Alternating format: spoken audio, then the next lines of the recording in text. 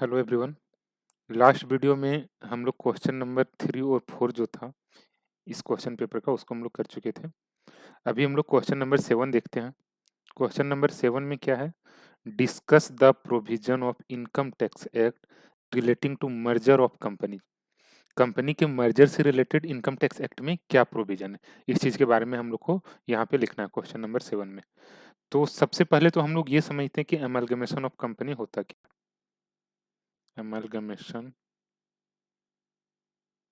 Of companies क्या होता है? ठीक है, सबसे पहले हम लोग इसको समझते हैं। एमलगमेशन ऑफ कंपनीज क्या होता है? एक कंपनी है, एक दूसरा कंपनी है बी, दोनों मिलके एक नया कंपनी बना दिया। दोनों कंपनी अपने आप को एग्जिट कर दिया, क्लोज कर दिया, ठीक है, और एक नया कंपनी बना दे रहा है ये बी। ठीक है, तो ये जो नया कंपनी बना, ये जो पूरा प्रोसेस है इसको हम लोग बोलते हैं अमालगमेशन। मतलब एक कंपनी ए था, दूसरा कंपनी बी था, दोनों मिलके एक नया कंपनी बना दिया ए बी, तो ये इसको हम लोग बोलेंगे अमालगमेशन। ये भी हो सकता है कि कंपनी ए है, दूसरा कंपनी बी है, कंपनी ए खुद को बी में इंक्लूड कर दिया, बी में मर्ज कर दिया, मतलब कंपनी ए तो अब एग्जिट करना बंद हो गया, एग्जिस्ट करना बंद हो गया, बट कंपनी बी अभी भी है। ठीक है, तो हम लोग इसको भी यहाँ पर एमालगमेशन बोलेंगे। अब अगर हम लोग इनकम टैक्स एक्ट में देखते हैं तो इनकम टैक्स एक्ट में क्या बताता है, ये सेक्शन 2 ए बी में एमालगमेशन को डिफाइन किया गया है, जहाँ पे क्या बताता है, amalgamation in relation to companies means the merger of one or more companies with the another company. वही चीज है, merger of one or more companies, एक या एक से ज्यादा कंपनी क्या हो रहा है, मर्ज होके दूसरे कंपनी में मर्ज हो रहा है, तो उसको हम लोग बोलते हैं एमालगमेशन। उसी तरह से दूसरा है द मर्जर ऑफ टू और more companies to form a new company. ठीक है, ये चीज था, दो या दो से कंपनी मर्ज होकर नया कंपनी बना लिया। पहला जो था the merger of one or more companies with another company, ये वाला ये सिचुएशन था। ये जो था बी में मर्ज हो गया, तो हम लोग इसको बोलेंगे, ये दोनों केस जो है ये हमारा हो गया अमलगमेशन या मर्जर। इसके बाद आगे हम लोग को यहाँ पे ये चीज समझना है कि इनकम टैक्स एक्ट में हम लोग मर्जर को या अमलगमेशन को तब अमलगमेशन मानेंगे जब ये दो प्रोविजन, जब ये दो कंडीशन जो है दोनों सेटिस्फाइड कर जाए। जब दोनों कंडीशन ये सेटिस्फाइड कर जाएगा तो हम लोग अमलगमेशन को यहाँ पे अमलगमेशन मानेंगे under the income tax act. ठीक है, यहाँ पे क्या प्रोविजन है, all assets and liabilities of the amalgamating company. जो अमलगमेटिंग कंपनी कहने का मतलब हो गया, जो कंपनी ये दोनों है ना, ये दोनों को हम लोग बोलते हैं अमलगमेटिंग। जो कंपनी क्लोज होके अमलगमेट हो जा रहा है दूसरे कंपनी में,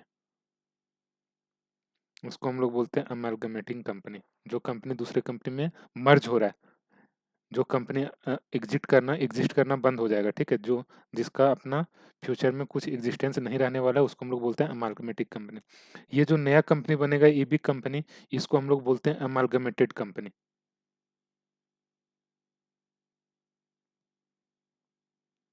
इसको हम लोग बोलेंगे अमालगमेटेड कंपनी। यहाँ पे क्या कंडीशन है, पहला कंडीशन क्या है कि all assets and liabilities of the amalgamating company. मतलब ये जो ए और बी है, इस सिचुएशन में ए और बी, और इस सिचुएशन में केवल ए, ये मर्ज हो रहा है दूसरे कंपनी में बी में, तो ये अमेलगमेटिंग हो गया, और बी जो कंपनी ये हमारा हो गया अमेलगमेटेड कंपनी।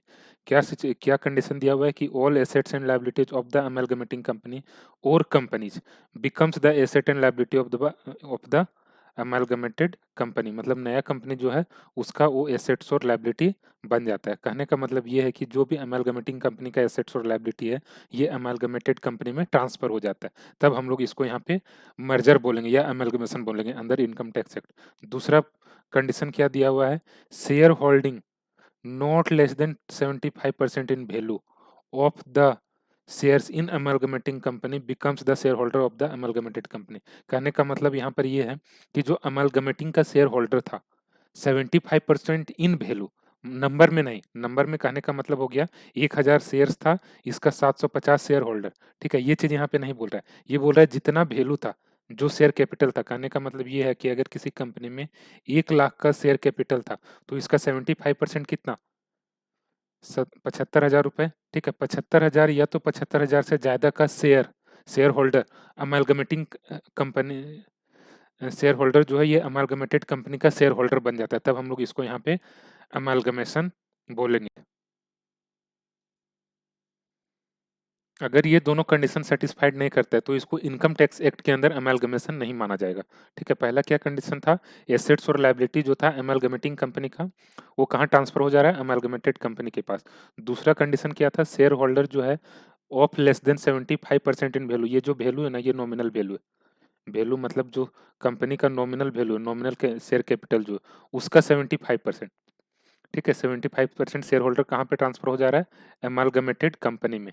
जैसे अभी यहाँ पे हम लोग क्या समझ रहे थे कि अगर एमालगमेटिंग कंपनी का 1 लाख शेयर कैपिटल है, nominal value 1 lakh share capital है, तो 75,000 से ज़्यादा वैल्यू का शेयर होल्डर एमालगमेटेड कंपनी का शेयर होल्डर बन जाना चाहिए, तभी उसको यहाँ पे एमालगमेशन माना जाएगा।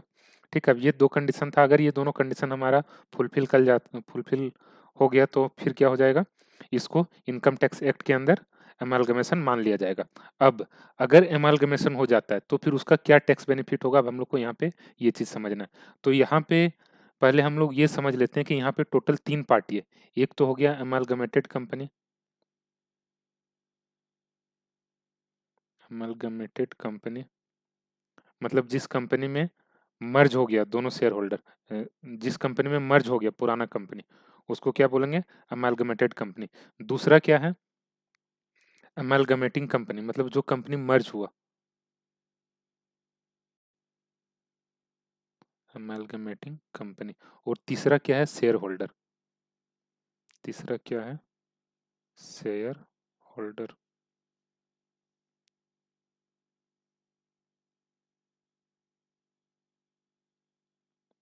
हम लोग को यहाँ पर बेसिकली ये समझना है कि ये जो तीनों पार्टी है, शेयर होल्डर्स हो गया, दूसरा एमालगमेटेड कंपनी हो गया और तीसरा एमालगमेटिंग कंपनी हो गया, ये तीनों के हैंड्स में क्या टैक्सेबल है, क्या टैक्स लगेगा, ये तीनों के प्रोस्पेक्टिव से हम लोग को समझना है। तो सबसे पहले भी हम लोग समझते हैं एमालगमेटिंग कंपनी के प्रोस्पेक्टिव से कि उसके लिए क्या टैक्स रिलीफ है, क्या उसके लिए टैक्स प्रोविजन है। एमालगमेटिंग कंपनी मतलब जो कंपनी दूसरे कंपनी में मर्ज हो रहा है। तो यहाँ पे क्या होता है ना, जो एमालगमेटिंग कंपनी है इसका एसेट क्या हो रहा है? एमालगमेटेड कंपनी को ट्रांसफर हो गया। जैसे अगर इसके पास 1 लाख का एसेट था तो ये एसेट क्या हुआ? एमालगमेटेड कंपनी को ट्रांसफर हो गया। तो इस केस में ना कैपिटल गेन वाला सिचुएशन आ जाता है। इसका कैपिटल एसेट यहाँ पे ट्रांसफर हो जा रहा है एमालगमेटेड कंपनी में। मतलब एमालगमेटेड कंपनी के पास जो एसेट था, ये अमालगमेटिंग कंपनी के पास जो एसेट था, ये अमालगमेटेड कंपनी के पास ट्रांसफर हो जा रहा है। तो यहाँ कैपिटल गेन का सिचुएशन बन जाता है। उसके लिए टैक्स इनकम टैक्स एक्ट में क्या प्रोविजन है कि ये जो ट्रांसफर कर रहा है कौन? अमालगमेटिंग कंपनी, जो एसेट को ट्रांसफर कर रहा है किसको? एमालगमेटेड कंपनी को। ठीक है, तो इसका जो एसेट है ना, एसेट जब यहाँ इससे एमालगमेटिंग कंपनी से एमालगमेटेड कंपनी के पास आएगा, मतलब ए एंड बी जो था, इन लोग का शेयर किसके पास आ जा रहा है? ए बी के पास। तो इन दोनों के हैंड में क्या होगा? एक तरह से ये क्या हो रहा है? कैपिटल गेन का केस आ जा रहा है। ठीक है, कैपिटल गेन का सिचुएशन बन जा रहा है क्योंकि ये एसेट ट्रांसफर कर रहा है। एसेट ट्रांसफर करने से क्या होता है? कैपिटल एसेट ट्रांसफर होने से कैपिटल गेन लगता है। तो उसके लिए इनकम टैक्स एक्ट में क्या प्रोविजन है कि जो भी एमलगमेटेड कंपनी का कैपिटल गेन आएगा इस टाइप का केस में, वो एग्जेम्प्ट हो जाएगा, एग्जेम्प्ट फ्रॉम टैक्स। ठीक है, यहाँ पे क्या लिखा हुआ है? Capital gain arising from the transfer of asset by the amalgamating companies, मतलब जो कंपनी एमलगमेट हो रहा है, मर्ज हो रहा है दूसरे कंपनी में, ठीक है, to the Indian amalgamated company is exempt from tax as such transfer will not be regarded as transfer for the purpose of capital gain। Basically होता क्या है ना, जो एसेट ये ट्रांसफर कर रहा है ना एमलगमेटिंग कंपनी, किसको? एमलगमेटेड कंपनी को, मतलब ए और बी जो ट्रांसफर कर रहा है ए बी को, ठीक है, इसको कैपिटल गेन के हेड के अंदर ट्रांसफर माना ही नहीं जाता है, जिसके कारण जब ट्रांसफर हुआ ही नहीं तो कैपिटल गेन नहीं लगेगा, कैपिटल एसेट का ट्रांसफर नहीं माना जाएगा। तो ये था टैक्स प्रोविजन किसके लिए? एमलगमेटिंग कंपनी के लिए। अब हम लोग आगे देखते हैं शेयर होल्डर के लिए, शेयर होल्डर के हैंड में क्या होगा, ठीक है, उसके लिए क्या टैक्स प्रोविजन है। तो उसके लिए क्या बोलता है कि उसको भी टैक्स नहीं देना है। बेसिकली उसको टैक्स यहाँ पे क्यों देना पड़ता है? नॉर्मल केस में क्या हो जाता, एमलगमेटिंग कंपनी का जो शेयर होल्डर है, मतलब जो ए और बी कंपनी मिलके, या तो ऐसा ए कंपनी जो है बी कंपनी में जब मर्ज हो जाए तो क्या हुआ, ये पहले ए कंपनी के शेयर होल्डर के पास कौन सा शेयर था? ए कंपनी का शेयर होगा। अब क्या हुआ, ए कंपनी का शेयर इसका क्या हुआ, उसको एक्सचेंज करके क्या मिल गया? बी कंपनी का शेयर। मतलब यहाँ पर पहले राम था, राम के पास शेयर किसका था? ए कंपनी का था। अब ये जब बी में अमालगमेट हो रहा है तो राम को कौन सा शेयर मिल गया होगा? ए का शेयर तो खत्म, ए कंपनी रहा ही नहीं, अब किसका शेयर मिल जाएगा? कंपनी बी का। तो इस केस में जो इसको बी का शेयर मिल रहा है ना, तो यहाँ पर भी कैपिटल गेन का सिचुएशन आ रहा है। ठीक है, क्या हो रहा है? राम के हैंड में जो शेयर है ना, शेयर ट्रांसफर हो रहा है, तो ये कैपिटल एसेट ट्रांसफर हो रहा है। यहाँ पर भी क्या बोलता है कि शेयर होल्डर के हैंड में भी ना ये टैक्सेबल नहीं होगा, इसके हैंड में भी ये एग्जेम्प्ट हो जाएगा। ये प्रोविजन था किसके लिए? एमालगमेटिंग कंपनी के लिए। एमालगमेटिंग कंपनी को भी टैक्स नहीं देना है, जो शेयर होल्डर है उसको भी टैक्स नहीं देना। अब यहाँ पे एक चीज हम लोग को ये समझना होगा कि शेयर होल्डर के पास अब किसका शेयर आ गया? कंपनी बी का शेयर आ गया। अब अगर राम कभी फ्यूचर में कंपनी बी का शेयर को सेल करता है, कंपनी बी का शेयर को सेल करता है, तो इसके हैंड में टैक्स कैसे लगेगा? ये डेट ऑफ एक्विजिशन माना जाएगा कि जब ये शेयर कंपनी ए का शेयर खरीदा था, कंपनी ए का जब शेयर खरीदा था ना, उस डेट को माना जाएगा डेट ऑफ एक्विजिशन। ठीक है, जो हम लोग कैपिटल गेन वाले हेड में पढ़ते हैं। दूसरा, वैल्यू क्या माना जाएगा? किस वैल्यू पे उस एसेट को एक्वायर किया था? क्योंकि बी का शेयर तो इसको फ्री में मिला है, तो इसके लिए हम लोग वैल्यू लेंगे वही जो कंपनी ए में, जितने कंपनी ए का शेयर है जिस रेट पे खरीदा होगा, जिस प्राइस खरीदा होगा, उसी प्राइस से इसका कैपिटल गेन निकालने वाला है। ठीक है, तो ये हो गया शेयर होल्डर के हैंड में, और दूसरा एमालगमेटिंग कंपनी के हैंड में। ठीक है, अब हम लोग आ जाते हैं एमालगमेटेड कंपनी के हैंड में। मतलब जो अभी क्या था, जो हम लोग ऊपर समझ रहे थे कि अगर ए कंपनी बी कंपनी में मर्ज हो जा रहा है, तो बी कंपनी के हैंड में अब क्या क्या टैक्स का प्रोविजन है इस टाइप का केस में? या तो ए प्लस बी जो कंपनी है, ये दोनों मिलके क्या बना रहा है? A B.